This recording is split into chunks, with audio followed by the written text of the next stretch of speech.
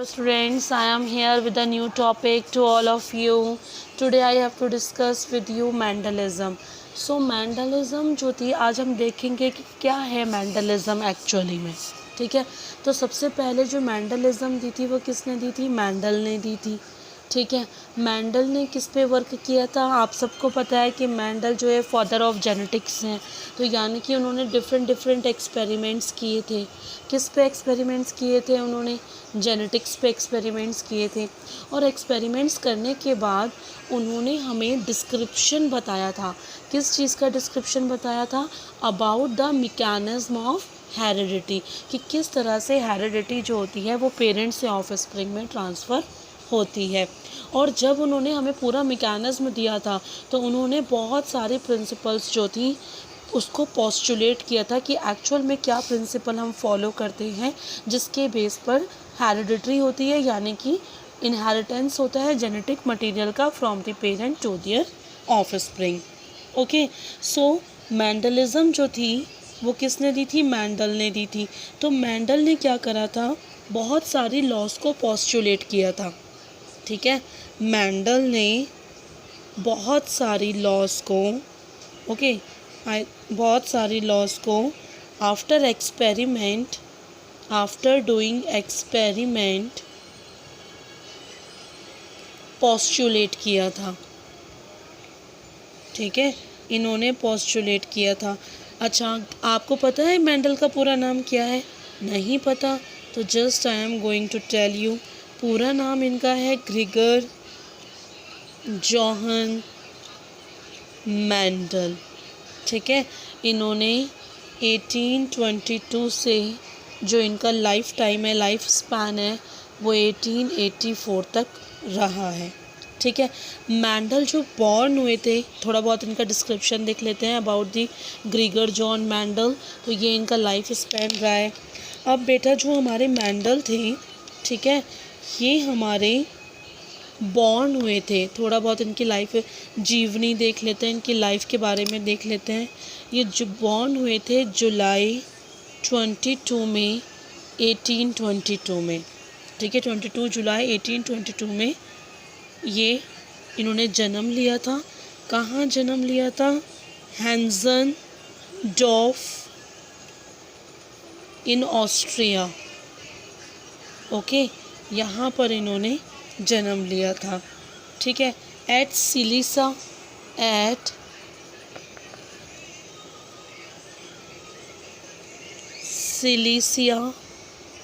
Village.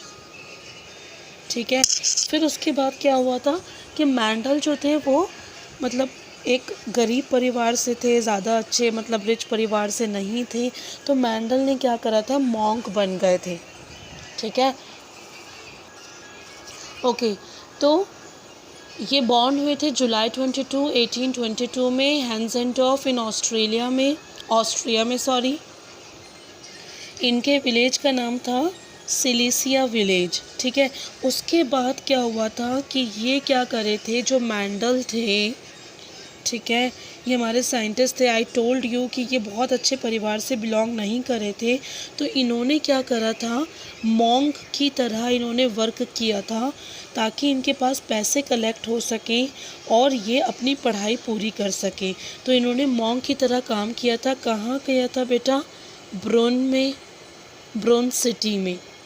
ठीक है, जो कि ऑस्ट्रिया में सिचुएटेड है. तो इन्होंने अपनी पढ़ाई के लिए पैसा इस तरह से इकट्ठा किया था.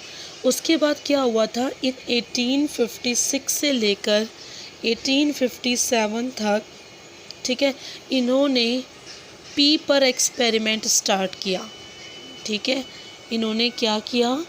पी पर एक्सपेरिमेंट किया. ठीक है, इन्होंने पी पर, और पी का साइंटिफिक नेम क्या है आप सबको पता है? Pisum sativum. ठीक है, पाइसम सेटाइवम. तो इन्होंने पी प्लांट पर क्या करा?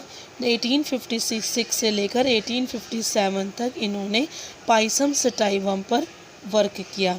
ठीक है, और इस काम के लिए ये बहुत जाने भी गए. ठीक है, आगे बात समझ में.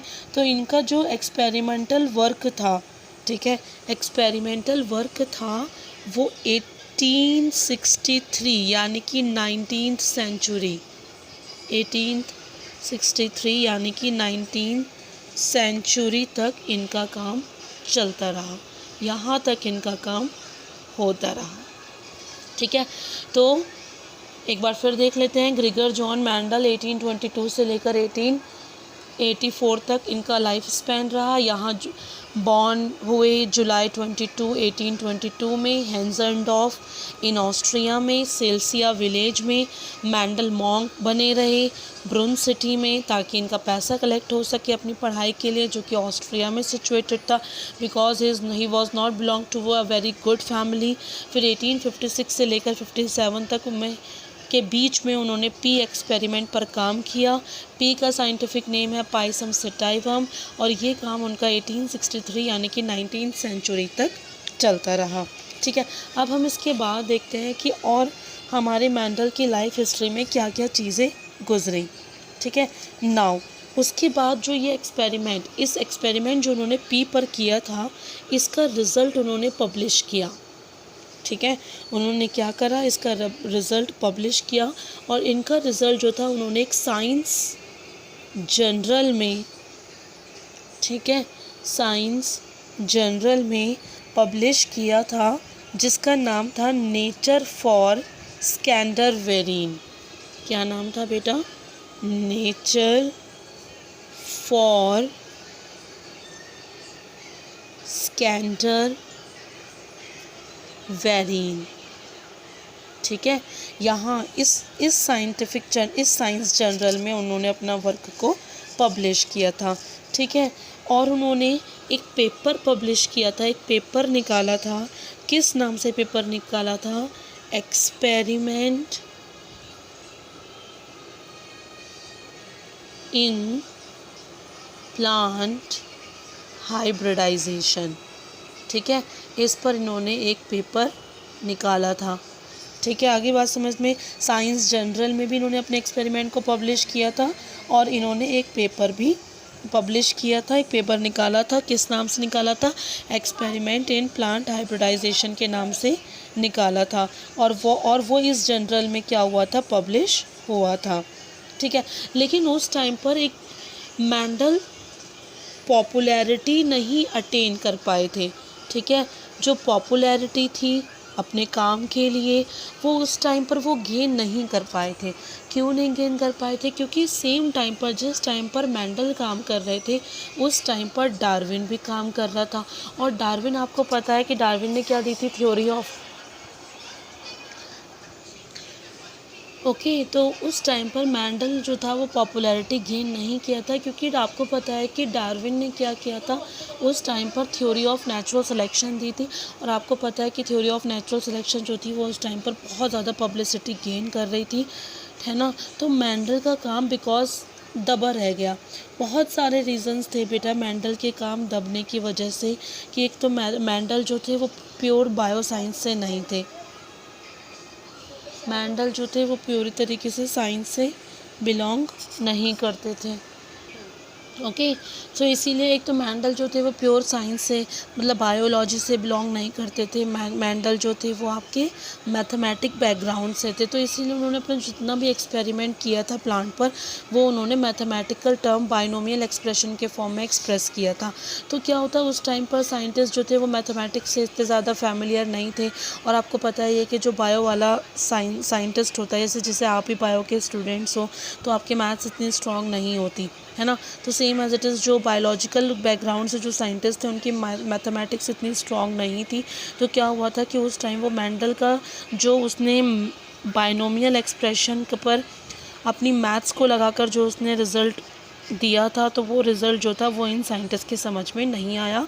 तो इसीलिए मैंडल उस टाइम पर पॉपुलैरिटी गेन नहीं कर पाया। ठीक है, आ गई बात समझ में। ओके, क्योंकि कोई भी उसको समझ नहीं पा रहा था, क्योंकि उसका पूरा वर्क जो था वो पूरा मैथमेटिक बाइनोमियल एक्सप्रेशन के मतलब हिसाब से था। और जो बायोलॉजिकल साइंटिस्ट होते हैं उनके लिए ही समझ पाना उस टाइम पर बहुत ही ज़्यादा मुश्किल था।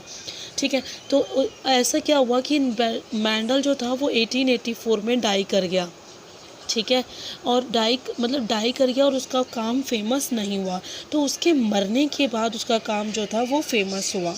समझ में आया? पूरी ज़िंदगी में उसका काम के लिए उसको कोई भी प्रेज़र नहीं मिला, ठीक है। फिर क्या हुआ कि आफ्टर 16 ईयर्स, ठीक है, मैंडल के मरने के 16 साल बाद, मतलब लगभग 1990s में, ठीक है, मैंडल के जितने भी पोस्टुलेट्स थे, मैंडल ने जितने भी पोस्टुलेट्स दिए थे वो दोबारा से रीडिस्कवर्ड हुए, ठीक है।